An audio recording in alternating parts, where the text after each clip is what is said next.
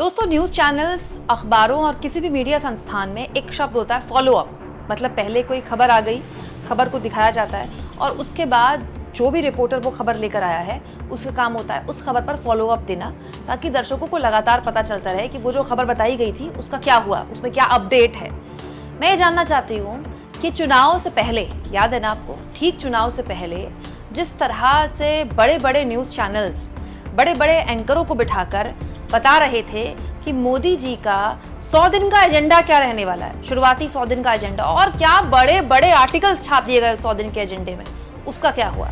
मतलब गोदी मीडिया जो बकायदा पूरा तमाशा करके और एक पूरा सेट वेट बना के, आज तक में तो बकायदा पूरा सेट बना दिया गया था मोदी 3.0 का, जिसमें सुधीर चौधरी, चित्रा त्रिपाठी, सारे एंकरों को बिठाया गया था, जिसमें चर्चा विमर्श शुरू हो गई थी कि मोदी जी का कैबिनेट ऐसा बनेगा, मोदी जी की सरकार ऐसी बनेगी, 100 दिन का जो पूरा का पूरा एजेंडा है मोदी जी ने तैयार कर दिया है। और तो और खुद मोदी जी ने बकायदा उस एजेंडे के तहत बैठक लेनी शुरू कर दी थी। मतलब नतीजे नहीं आए थे, लेकिन मोदी जी ने बैठक लेनी शुरू कर दी थी कि आने वाली सरकार का 100 दिन का एजेंडा क्या होगा।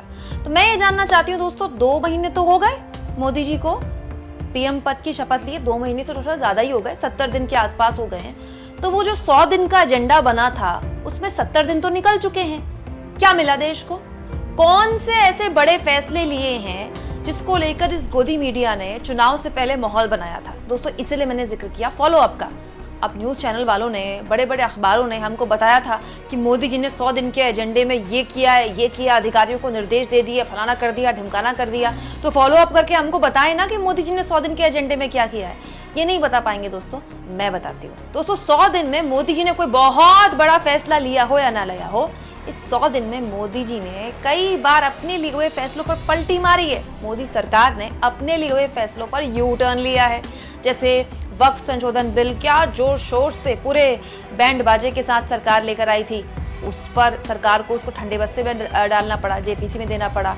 इसके अलावा यूट्यूबर्स पर नकेल कसने के लिए एक ब्रॉडकास्ट बिल लेने की कोशिश ला चुकी थी सरकार, ड्राफ्ट कर चुकी थी, लेकिन उसको भी सरकार ने वापस ले लिया। इसके अलावा कल दोस्तों मैंने आपको बताया कि लेटरल एंट्री को लेकर जो सरकार की फजीहत हुई, पहले विज्ञापन दिया, फिर 3 दिन में उस विज्ञापन को वापस ले लिया, इस पर सरकार ने यू टर्न लिया। इसके अलावा जो कहा जा रहा था कि 100 दिन में क्या बड़े बड़े फैसले लिए जाएंगे, दोस्तों 100 दिन में दो संसद के सत्र निकल गए, जिसमें सबसे बड़ा सत्र होता है बजट सत्र, वो भी निकल गया।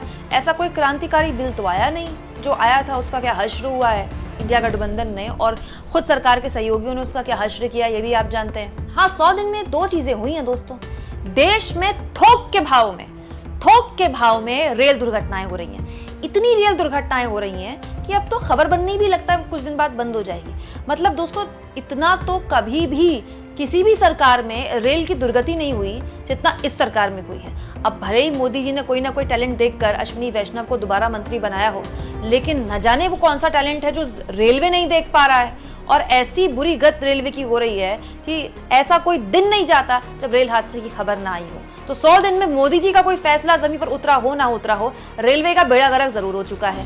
इसके अलावा दोस्तों, आतंकवाद, जिसको लेकर बड़ी बड़ी बातें कही गई चुनाव के दौरान, मोदी जी ने कहा कि हमने आतंकवाद की कमर तोड़ दी। अभी 15 अगस्त में लाल किले के प्राचीर में मोदी जी ने आतंकवाद पर बड़ी बड़ी बातें बोली थी कि एक दौर होता था जब आतंकी आते थे और भारत को नुकसान पहुंचा के चले आते थे। जम्मू कश्मीर में जब से मोदी जी तीसरी बार पीएम बने हैं, आतंकी घटनाओं का, आतंकी हमलों की एक बाढ़ आ गई है। लगातार वहां पर आतंकी हमले हो रहे हैं। तो न जाने वो 100 दिन का कौन सा एजेंडा है जिसमें इस इतने इंपॉर्टेंट मुद्दे को लेकर मोदी जी चर्चा नहीं कर पा रहे हैं अपने कैबिनेट के सहयोगियों से। इसके अलावा दोस्तों, इस 100 दिन में एक और चीज हुई है। सेबी जैसी नियामक संस्था, मतलब इतना बड़ा रेगुलेटर, उसकी प्रमुख पर बेहद गंभीर आरोप लग गए गौतम अडानी के लिए, मतलब गौतम अडानी की कंपनियों के हित में काम करने के लिए। और वो अपने आप में इतना गंभीर मुद्दा था कि सेबी तो छोड़िए, सरकार इस पूरे के पूरे मामले में फंस गई। तो कह सकते हैं आपकी 100 दिन में कुछ नया तो नहीं हुआ, लेकिन अडानी पर हिंडनबर्ग के जो प्रहार हैं वो लगातार जारी हैं। इसके अलावा दोस्तों, 100 दिन के एजेंडे में पता नहीं मोदी जी ने कौन सी बैठक में इस बात पर चर्चा की नहीं की, लेकिन मणिपुर पर हालात अभी भी जस के तस हैं। 1.5 साल से ऊपर का वक्त हो गया। अब तो संघ ने भी कह दिया चुनाव के नतीजे आने के बाद कि 1 साल से मणिपुर जल रहा है। न जाने मणिपुर के लिए किस चीज का और कौन सी बैठक का और कौन से एजेंडे का इंतजार किया जा रहा है। और दोस्तों, ये 100 दिन का एजेंडा ऐसे ही नहीं, देखिए कितने लंबे चौड़े आर्टिकल्स इस पर छापे गए थे। देखिए दोस्तों, ये खबर है 2 जून की और 4 जून को नतीजे आए थे, यानी कि नतीजों के 2 दिन पहले ही मोदी जी ने अधिकारियों के साथ बैठक भी कर ली, 100 दिन का एजेंडा भी बना दिया और अखबार वालों ने ये खबर छाप भी दी। ये देखिए आप, प्रधानमंत्री ने अधिकारियों को बता दिया था कि 100 दिनों में ही कई बड़े फैसले लिए जाएंगे। तो वो कौन से फैसले हैं जो लिए जा रहे हैं लेकिन जनता तक पहुंच नहीं पा रहे हैं? 70 दिन तो हो गए। मतलब जब चुनाव के नतीजे नहीं आए थे और वोटिंग खत्म हो गई थी तो ही मोदी जी ने अधिकारियों को बता दिया था। तो अब वो बात जमीन पर उतरी है कि नहीं उतरी है? दोस्तों, इसी खबर में लिखा गया है कि अधिकारियों ने पहले ही 100 दिन के मोदी सरकार के फैसलों का ड्राफ्ट तैयार कर लिया है। वो ड्राफ्ट कहाँ है भाई? हालांकि ये तो मोदी सरकार है नहीं, ये तो एनडीए सरकार है अब। हाँ, मुझे लग रहा है उसी वजह से वो ड्राफ्ट जो है कूड़ेदान में डाल दिया गया, डस्टबिन में डाल दिया गया, क्योंकि तब तो मोदी जी थे ना, और अब तो एनडीए है। बल्कि कई बार तो लगता है कि ये सरकार विपक्ष चला रहा है कि सरकार चला रही है, क्योंकि राहुल गांधी जिस मुद्दे पर आवाज उठाते हैं सरकार को या तो वो फैसला लेना पड़ता है या फिर उस फैसले की तरह रोल बैक करना पड़ता है। तो वो जो ड्राफ्ट तैयार किया गया था, मुझे लगता है कि वो ड्राफ्ट ही बेकार हो गया है, क्योंकि वो तो मोदी सरकार का ड्राफ्ट तैयार था ना। दोस्तों, इसी खबर में आगे लिखा है कि माना जा रहा है कि अगस्त 2024 तक सरकार बड़े फैसले लेगी। बताइए, आज क्या तारीख है? 21 तारीख है। 21 तारीख हो गई आज। कौन से बड़े फैसले हैं जो अगस्त में सरकार को लेने थे लेकिन अब तक ले नहीं पाई है? तो या तो एक खबर बनाने वाले झूठे, या सरकार के जो फैसले हैं वो फैसले लिए नहीं गए हैं, या फिर वो ऐसे अदृश्य फैसले हैं दोस्तों जिसको आप और मैं समझ नहीं सकते, लेकिन उसके नतीजे आने वाले वक्त में लिए जाएंगे। इसीलिए दोस्तों, शुरुआत में मैंने आपको बताया कि न्यूज़ चैनल्स और अखबारों में, किसी भी मीडिया संस्थान में एक शब्द होता है फॉलो अप। तो वो रिपोर्टर्स जिन्होंने अखबारों को, चैनल्स को एक खबर बताई थी कि मोदी जी के 100 दिन के एजेंडे पर अधिकारियों ने काम करना शुरू कर दिया है, मोदी जी ने साफ संदेश दे दिए हैं कि धड़ाधड़ 100 दिन के एजेंडे में हम फैसले लेंगे, ऐसे ऐसे काम करेंगे, तो या तो वो रिपोर्टर ने खबर गलत दी, या फिर वो रिपोर्टर इस खबर का फॉलो अप बताए कि वो जो 100 दिन का एजेंडा दिया गया था वो बेकार हो गया है और अब एक नया एजेंडा तैयार हुआ है और उस नए एजेंडे के तहत ये बातें रखी जाती हैं। दोस्तों, ये इस बात का प्रमाण है कि जो 100 दिन का एजेंडा तैयार, शुरुआती 2 महीने का एजेंडा तैयार, आने वाले 100 सालों का एजेंडा तैयार, आने वाले 1000 सालों का एजेंडा तैयार, ये किस तरह के एजेंडे होते हैं?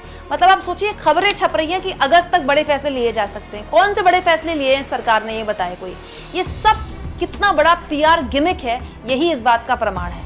आज कोई मोदी सरकार से पूछने वाला है या इन मीडिया संस्थानों से पूछने वाला है कि जो वोटिंग के बाद और सरकार बनने से पहले आप 100 दिन का एजेंडा चला रहे थे, उस 100 दिन के एजेंडे का क्या हुआ? दोस्तों, बात ऐसी है कि ऐसे खबर बनाने वाले और ऐसी खबर पहुंचाने वालों को भी इल्म नहीं था कि 1 जून को ऐसी खबर बनाएंगे तो 4 जून को नतीजे ऐसे आ जाएंगे। अब 4 जून को नतीजे ऐसे आ गए कि 40 सालों में विपक्ष सबसे ज्यादा मजबूत हो गया लोकसभा के अंदर। मोदी जी बैसाखियों पर आ गए, और बैसाखी भी ऐसी है कि चिराग पासवान जैसे छोटे दल के नेता भी बात बात पर मोदी सरकार को आंख दिखा देते हैं, अपनी सरकार के खिलाफ खड़े हो जाते हैं। तो बताइए, ऐसे में कैसे कोई एजेंडा बन जाए तो कैसे लागू हो तो चले कैसे? क्योंकि विपक्ष आंख दिखा दे तो मोदी जी को फिर यू टर्न लेना पड़ जाता है अपने लिए हुए फैसलों में। दोस्तों, आपको क्या लगता है, वो जो 100 दिन के एजेंडे वाला ड्राफ्ट तैयार किया गया था अधिकारियों द्वारा, उसको क्या हुआ होगा? और अगर कुछ नहीं हुआ है तो फिर उस ड्राफ्ट को बनाया ही क्यों गया था? कमेंट बॉक्स में जरूर लिखें, और जितना हो सके दोस्तों चैनल को शेयर करें, सब्सक्राइब करें, और थैंक्स फॉर ज्वाइन। ये 2 ऑप्शन हैं जिसके जरिए आर्थिक तौर पर भी आप चाहें तो चैनल के हाथ मजबूत कर सकते हैं।